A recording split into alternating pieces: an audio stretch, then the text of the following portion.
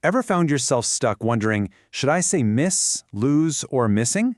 You are definitely not alone. These three can be so tricky, but don't worry, we're going to sort this out right now. Okay, let's jump right in with a super common situation. Picture this. You're running for the bus, but it pulls away just as you get there. So, what do you say? Is it, sorry I missed the bus, or sorry I lost the bus?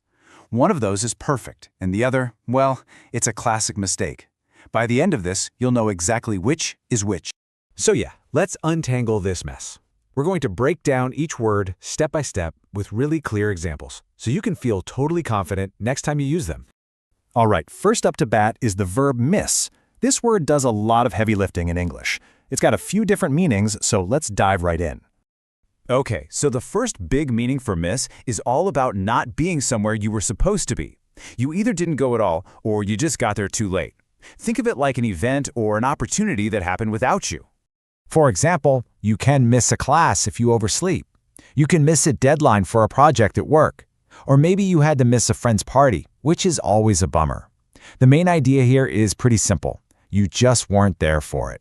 And here we are, back at our original question. When you're talking about being too late for any kind of transportation, a bus, a train, you name it, miss is your word. It's the only one that works here. This is a really crucial rule to remember. So the correct answer is, you missed the bus. Always. Same goes for everything else. You miss a flight. You miss a train. Easy, right? Now, miss also has a completely different side, a more emotional one. It's that feeling of sadness you get when a person, a place, or even a thing you love isn't around anymore. You know, you might miss your family when you're far from home. You might miss your old neighborhood. It's that feeling of nostalgia, wishing something or someone was still with you. Awesome. We've totally nailed down miss. So now let's switch gears and take a close look at our second word, lose. But hold on, before we do, here's a quick pro tip about spelling that trips up almost everyone. The verb we're talking about is L-O-S-E, lose. It's not L-O-O-S-E, which is loose and means something isn't tight. Getting that little detail right makes a huge difference. Okay, so the most common, everyday meaning of lose is pretty straightforward. You can't find something, it's gone, you've misplaced it, and you have no idea where it is. We're talking about physical things here. You lose your keys, you lose your wallet. We've all been there, right? That panic when you realize you've lost your phone. That's what lose is for. The second meaning of lose is all about having less of something. Think of it as a decrease or a reduction. And this can be for things you can touch and also for things you can't. So, for example, a person can lose weight. Their body has less weight than it did before. Or you could lose your hair. On a more abstract level, you can even lose interest in a hobby you used to love. And finally, the third meaning for lose is the direct opposite of win. Simple as that. We use it anytime we're talking about a competition or a game. So if your favorite team doesn't win the championship, they lose the game, they lose the match. Now hang on to this one, because we're going to circle right back to it in a minute.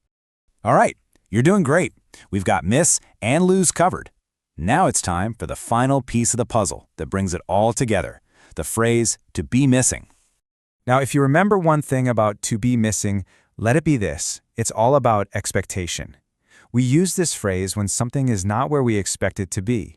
There's a gap between reality and what we thought would be there. For example, you check your bag and say, "My keys are missing." You expected them to be there, but they're not. Or you could ask a coworker, "Hey, why were you missing from the meeting yesterday?" And of course, in much more serious situations, it's used when a person's whereabouts are unknown. Okay, it's time for the grand finale, the showdown between miss and lose. We're going to use that one example that causes the most confusion, a sports game. Okay, listen closely, because this is where it all clicks into place. If you say, "I missed the game," what you're saying is you didn't see it. Maybe you were busy, maybe you forgot it was on. You weren't there. But if you say, "I lost the game," that means you were actually playing in the game, and your team didn't win. See how that one verb choice completely changes the entire story? And that's it. Miss, lose, and to be missing, all broken down. So now you've got the tools. You know the rules. Next time you're about to speak or write, you can feel confident that you're picking the perfect word.